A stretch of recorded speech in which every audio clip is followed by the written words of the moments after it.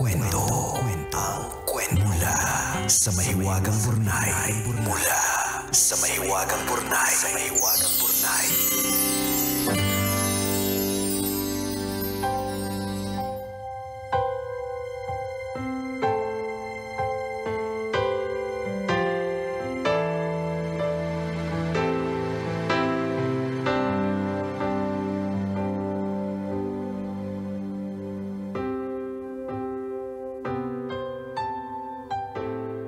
Dear Nicole and Diego,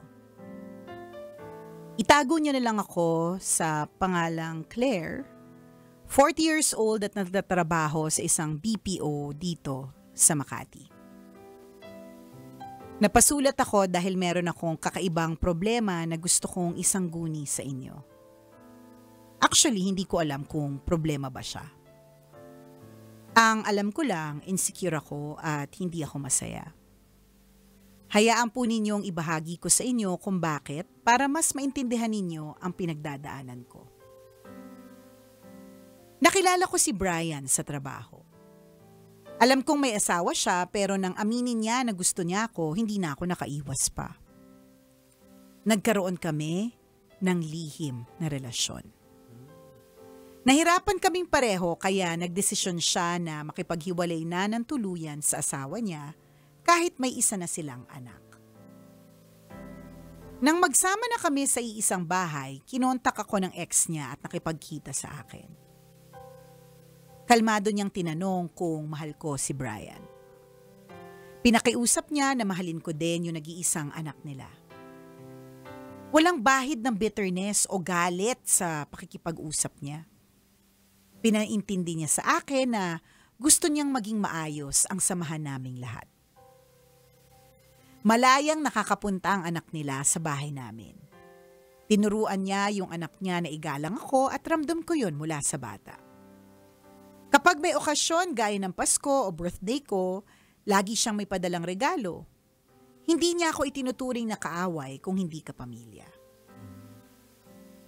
Kapag tinitingnan ko yung ex ni Brian, parang ang perfect. Minsan hindi ko tuloy maiwasan na mag-guilty dahil alam ko na ako ang naging dahilan kung bakit sila naghiwalay. Sinisisi ko yung sarili ko kasi nasaktan ko yung isang napakabait na tao.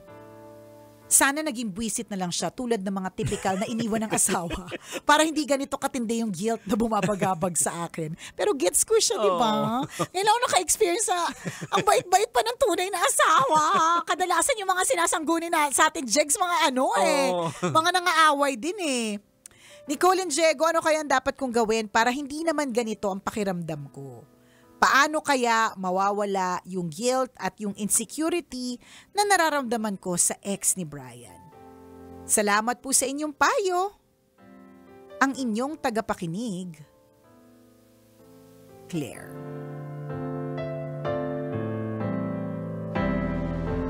To the highest level yung pangpakonsensya. Correct. Totoo. Alam mo yung parang, totoo ba yung ex ng jowa mo? O ano to? Naghahanap na ng Correct. ng pagkakataon sa sasakyan. Tama, correct. May panaksak talaga siya pag talikod mo, di ba? Pag nakuha niya na yung loob mo, saka kanya lalasunin dun sa papadala niyang milk tea, di ba? Pero naisip ko. Pero dito, bakit pang criminal? Criminal mind. Lalasunin sa pinadala niyang milk tea. Ano ba yan? Okay. Pero dito mo talaga makikita na mas nakakasugat yung kabutihan. Totoo. Oo. In the same way, Jegs, na mas masakit kapag sinaktan ka ng taong malapit sa'yo. Mm-hmm. Parang ganun, magka-level sila na gano'n na pag killing you with kindness, totoo naman yung sinabi ni Claire, sana masama na lang yung ugali niya, minumura ko, ganyan, para madali lang gumante. Kaya lang pinapatay ka sa kabaitan. Ninenervous ako sa mga papadala niyang milk tea sa'yo.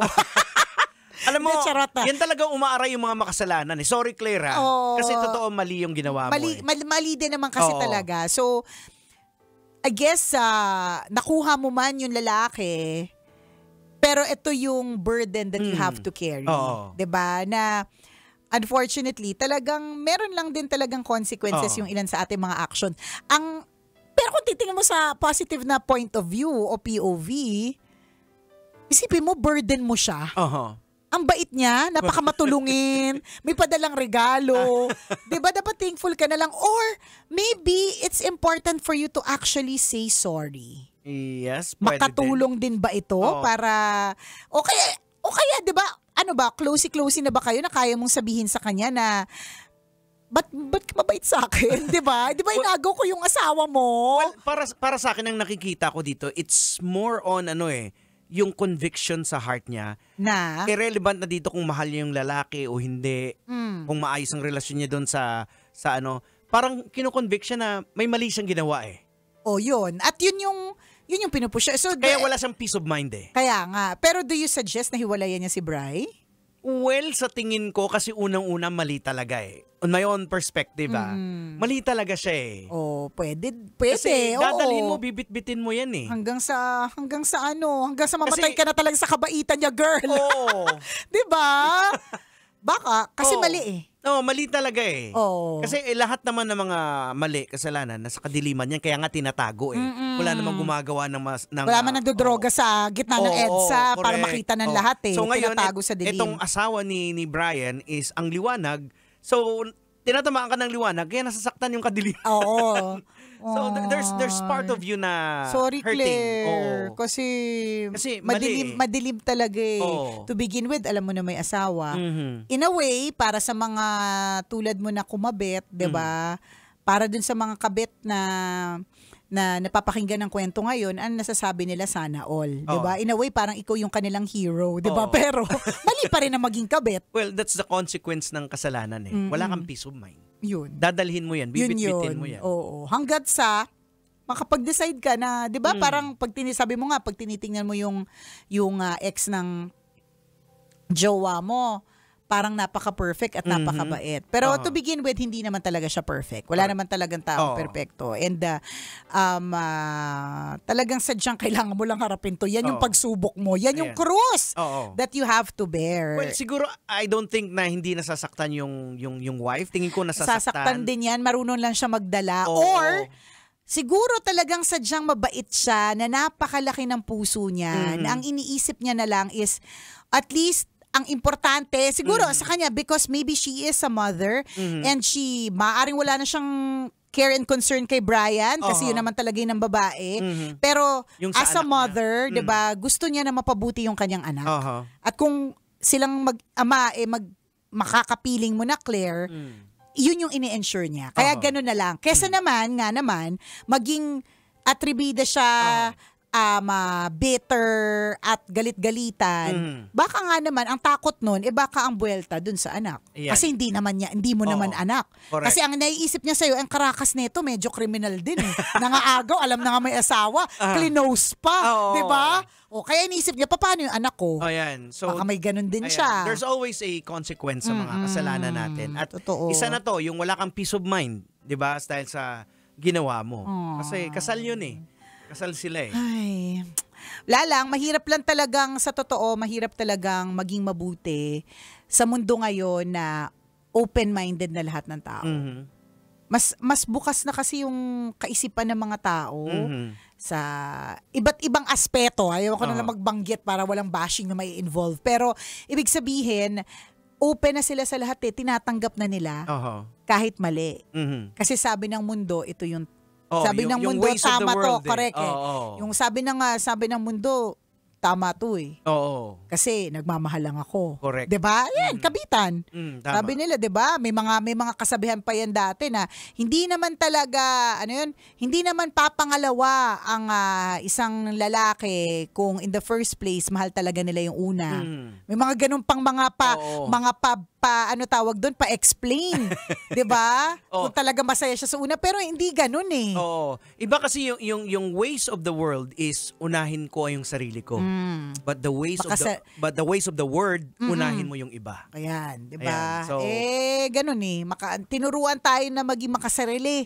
Lagi nating iisipin sarili ko lang na happiness. 'Di bali nang may masaktan. 'Di bali nang may ang iisip, ito yung mga naisip mo, Claire kung talagang mahal niya naman yun, di naman yung tatalikuran yun Diba? Kung talaga mahal niya naman yung girl, at talaga gina-justify natin yung mali. Yun nga, yung sinasabi na hindi ka napapangalawa kung to begin with, mahal mo yung una. It's not like that. Diba? Hindi ganun. Ayan. Kaya may ganyan. Sorry, pasensya na kung walang pagkampi na nagaganap, Claire. Parang it's just being made clear to you na yung facts may mali, lang kasi. correct. Doon tayo sa facts. May mali kasi. And yung guilt na nararamdaman mo, that's your burden to carry. Ayan. So, ang gagawin mo, i-process mo yung feelings na yan, tanungin mo yung sarili mo. Ano bang mahalaga sa akin? Are you willing to live without feeling correct. until the end of time? Tama. Diba? Hanggang sa rapture. Diba? May iwan ka. Baka may iwan ko, girl, I'm so concerned. Diba? Yung ganon, willing ka ba na bitbitin mo yan? Or pwedeng enjoyin mo ba? Enjoyin mo na lang yung sitwasyon na meron ka ngayon kahit na mali talaga? Ganon. It is always a choice. Yan. So, it's your choice. Alin yung mas mabigat sa'yo? Kung itutuloy mo yan, again, there is consequence talaga. Alam mo, iba pa rin talaga kapag ka ang karelasyon mo walang sabi. Yes. Ano siya? Masaya siya, hindi ka nagtatago. Correct. Hindi siya wala maraming ka sa kadiliman. hindi siya maraming explanation. Ganito lang, may jowa ka ba? Meron. Ganon. Pero kapag correct, kapag may jowa ka ng isa, kabit ka, pag tinanong ka ng mga friends mo, single ka? Actually, kasi may mga pag-explain. Sa totoo lang kasi hindi niya naman talaga mahal yung asawa niya. Kaya naghanap siya. Ako naman nagmahal. Diba? Simple lang naman Single ka? Hindi. Available ka? Hindi. May jowa ako. Kasi nasa dilim. Yan, oo. Hi, yun. Claire, Claire, sorry. Sorry, but it is your choice if you will live with that guilt or if you will go to the light. Pumunta ka na sa liwanag. Ibig sabihin, kaliwanagan. Ibig sabihin, malay mo, baka ito yung sign na, di ba, na you can, di ba, ayusin mo yung lahat. Ilagay mo sa tama. Kasi nagkakaroon ka ng conviction ngayon sa heart mo. Correct. Na sabi mo, insecure ka, parang hindi ka happy. So, parang may mali. Di ba, yun nga yung sinasabi natin na kapag ka para sa'yo talaga ang isang bagay, tao, oportunidad, hindi siya mabigat dapat.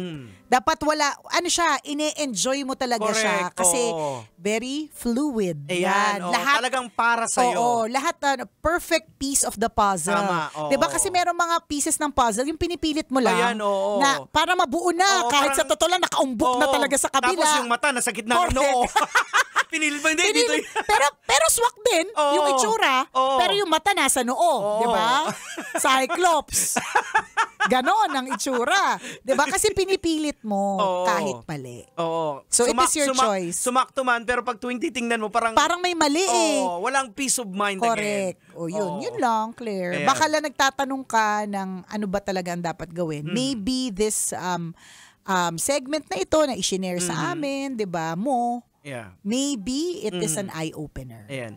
Hindi namin alam lahat ng sagot. At hindi rin namin alam lahat ng detalye, ha? Base lang ito lahat sa sinabi mo. Ayan, sa facts na sinabi mo at sa facts ng buhay. Correct. Hay, nako, Claire. Ayan, Punta Claire. na sa liwanag. Shucks, ito po kami. Salamat sa pagtutug. Hanggang dito na po mga kumikinangers. Ako pong kumikinang na ulo, Diego Badito. At akong kumikinang ina mo, Nicole Yala. Kailangan pa bang i-memorize yan? Basic! Kailangan pa bang i-memorize yan? Love Radio. Basic!